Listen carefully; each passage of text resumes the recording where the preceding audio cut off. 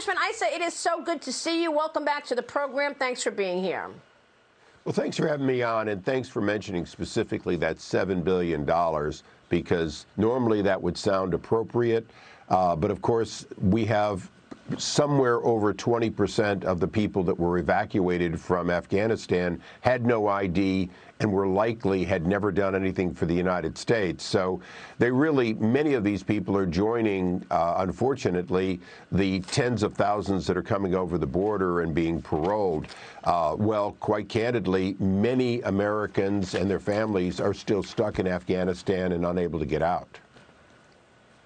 Congressman, I've never seen such a lawless administration, a lawless government in my life. I mean, you've got a wide open border, people breaking the law left and right, and there's no accountability. We are now resettling all of these Afghans. And then you've got the administration pushing through more spending as we are all faced with inflation that continues to zap our disposable income. What is going on with this administration? What is the motivation for all this lawlessness? Well, this is one of the challenges we're facing, is that it's hard, without oversight, without effective oversight, we really don't know. What we know, for example, is that Hunter Biden consistently attempts to financially gain, he and other members of the family, from the president's role, both as vice president and now as president, but we have no oversight. We see erratic behavior around the globe. You know, not to get off subject, but, you know, the president has essentially just proposed that we withdraw from South Korea because it worked out so well when we withdrew from Afghanistan.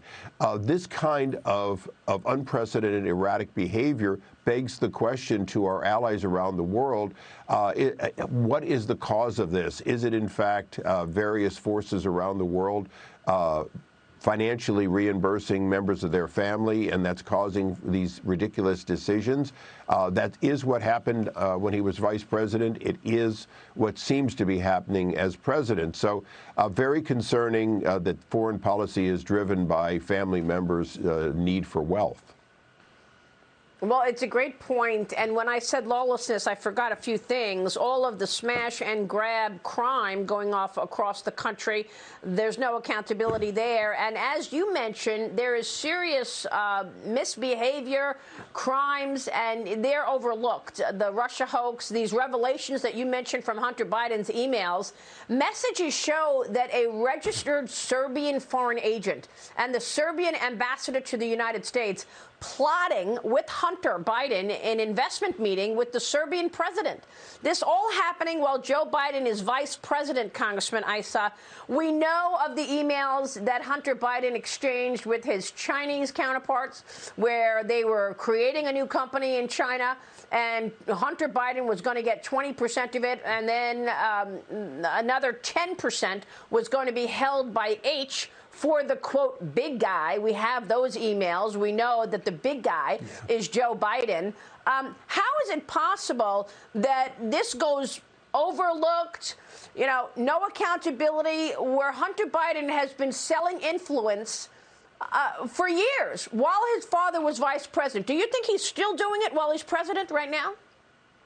I fully believe that Hunter Biden and other members of the family are continuing to try to prosper by the president's relatively short time left in public office. I don't think there's any question at all. If they did it for his time as a senator, if they did it for 8 years that he spent as the vice president, of course they're going to do it for his 4 years as president. This is a going out of business sale. And Maria, I would be concerned from a standpoint of criminal activity, but I'm much more concerned that the rest of the world that we say, let's end corruption, the world that we say we need to have honest and predictable judiciaries and honest and predictable governments, they cannot trust us if there's this kind of appearance of criminal activity and absolutely no accountability. It's the reason there has to be effective oversight. There isn't. It's the reason that you have to have real division between the president's public life and his private financial life, and it seems to be at best blurred under this president and his administration. Well, I just want to point out that this is not a Hunter Biden story. This is a Joe Biden story. They were sharing a bank account, and we know that from the emails as well. So Hunter Biden taking in all this money from all these foreign officials who want to get a meeting with the vice president, and then the money goes into a bank account that they're sharing. So this is a Joe Biden story. It is absolutely a Joe Biden story, and it's also when you mentioned that Serbian episode.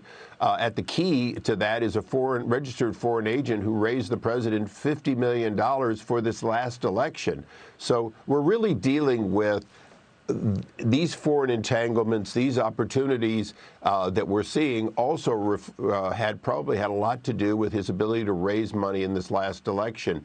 It's wrong. It's the kind of thing that third world countries, particularly those connected to the former Soviet Union, are known to do all the time. But it's not something that America is known for. You know, we have the Foreign Corruption Practices Act. We go around the world telling people that if you do business with the United States, it won't be bribes. Very clearly, these kinds of payoffs to the rest of the world are not commissions, they're bribes. Yeah.